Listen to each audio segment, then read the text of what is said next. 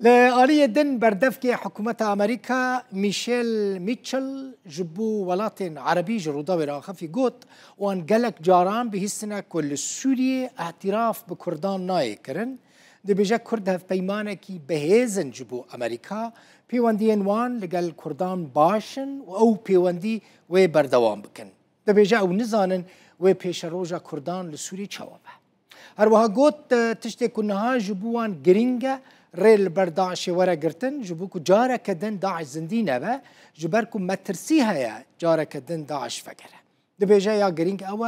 أو بحمو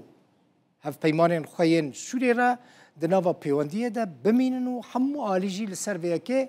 وكهف دفكرة بربرسي أمريكي دبيجا أو دخازن حكومتا سوريا حكومتا كوهابا كونو نرتيا حمو خلقي سوريا بكا وباوايكي بربرسانة تف بكرة دبيجا او دخوازن حكومتا نو ريزي لحمو بيكاتين ولات بگره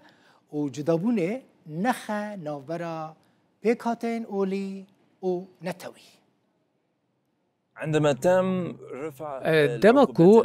جزين آبوري لدجي الرجيم باري هاتن راكرين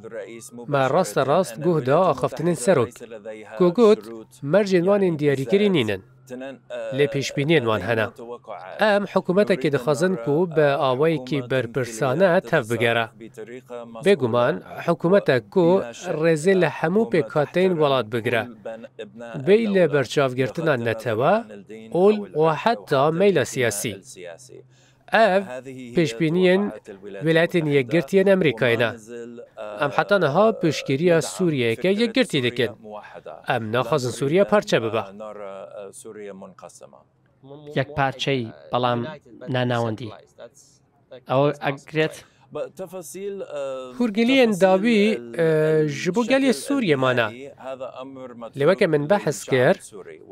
ولایتین یکگرتین امریکای دخوازه سوریه یکگرتی با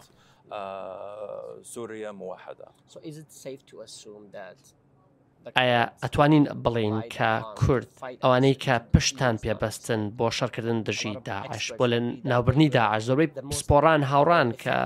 کورد بەهێزترین و کاریگەرترین هێزی سەرزەمینی بوو دژی داعش کە ئێوە پشتیان تێناکەن ئەمریکا پشتیان تێناکرێت لە کاتێکدا پەیوەندیەکانی لەگەڵ دیمەشق ئاسایە کاتەوە ئەس نکارم پێشبینیە وێ یەکێ بکەم کو دێ پاشە ڕۆژێدا چ ڕوو بدە لێمە چەندین جاران بەهیستیە کو اعتراف بكردان لسوريا هاتيه كرن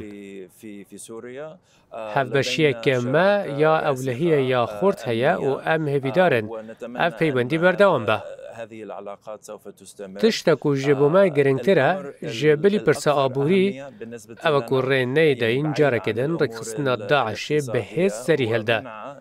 جبركو وكا هر ركخصنا كدن تروریستی شیانوی هيا كو جارة كدن بهيز وگره جبر ويكي از نكارم پیشبینی بكم كو